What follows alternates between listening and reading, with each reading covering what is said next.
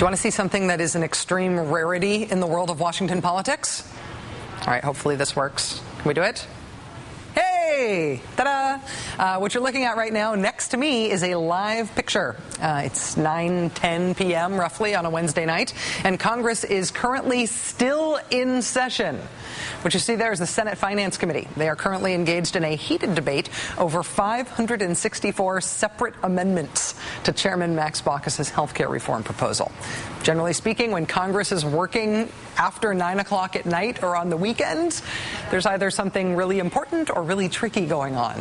What's happening right now in Congress is the real work of trying to get health reform passed. It's not people yelling at each other in town hall meetings. It's not people yelling at the president from the floor of Congress. It is roll up your sleeves, let's start legislating time.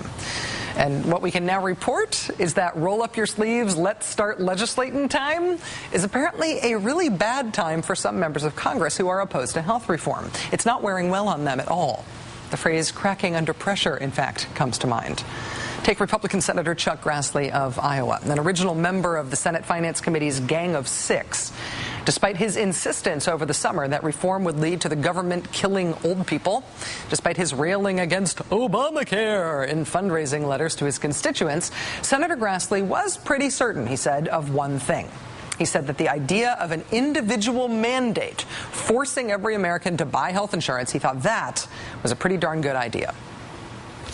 I think individual mandates are more apt to be accepted by a vast majority of people in Congress. I believe that there is a bipartisan consensus to have individual mandates. A bipartisan consensus to have individual mandates. I'll support that. Now, same senator. Another area of concern is the individual mandate to purchase coverage. I've become increasingly concerned with the intrusion into private lives that the individual mandate represents. What happened to the bipartisan consensus? You didn't even have consensus with yourself, Senator. And it's not just Republicans who are cracking up here. Consider conservative Democratic Senator Kent Conrad of North Dakota. Senator Conrad has been an unbending opponent of the public option specifically. And yesterday he offered this thumb in the eye to the huge majority of Democrats, people in his own party, who support a public option. Let me just conclude for my progressive friends who believe that the only answer to getting costs under control and having universal coverage is by a government-run program. They're not government-run systems. In Germany, in Japan, in Switzerland, in France, in Belgium, all of them contain costs, have universal coverage, have very high-quality care, and yet are not government-run systems. Not government-run systems? Senator Conrad, this is one of those times when it's like you sort of regret that Americans don't speak more foreign languages. Like 3 more credits of French might have cleared this whole thing right up. In fact, as the indispensable Ezra Klein noted in today's Washington Post, quote, before I'm quoting, all of the countries rattled off by Senator Conrad that he listed as the gold standard for how you keep government out of health insurance, Ezra said, quote, all have a level of government intrusion in their systems that would make the average Tea Partier retch. In France, for instance, every legal resident of France gets their health insurance from the government. So Kent Conrad is citing the huge success and low costs and quality care of government-run health insurance in another country as a way to prove that we shouldn't have government-run health care here. It's like arguing that your neighbor looks awesome and is super healthy after going to the gym all year. And what that means for you is that you should definitely eat more TV dinners. So we've got Senator Grassley going to war with himself, saying he's increasingly concerned about the stuff he himself has been advocating for. We've got Senator Conrad arguing against government-run health care by pointing out how awesome it is. And we've maybe got a winner in Senator Jim Bunning, who the Washington Post reports finished up a big rant about how health reform would trample on American freedom and liberties, and then followed it up by promptly falling asleep in the hearing room. Quoting from the Post here, spectators noticed that the senator, who had been resting his chin in his hand, had fallen fast asleep. As giggles rippled through the chamber, an aide shook Bunning, who woke with a start. And yes, the Post published a picture of Senator Bunning napping in the hearing room. Roll up your sleeves legislating time on health care is not wearing well on the opponents of health reform. Beyond declaring war on themselves, incoherence, and public sleeping, what else have they got up their sleeves?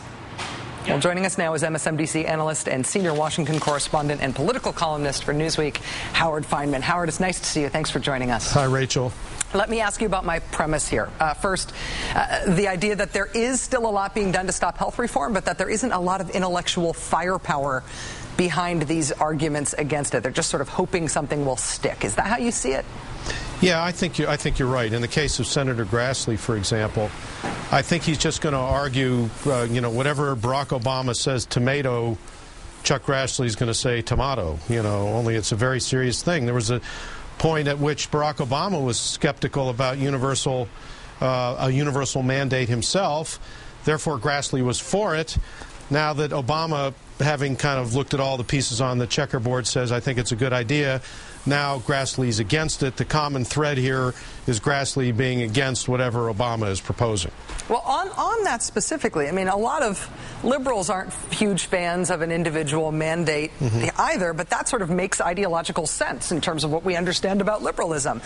In terms of Grassley's opposition now, are conservatives really going to go to the barricades against mandates? They're going to go rally against individuals taking responsibility for their health care? Isn't that what they've been arguing for? I think you make a very good point, and I just think they're trying to make every argument they can think of, including that one.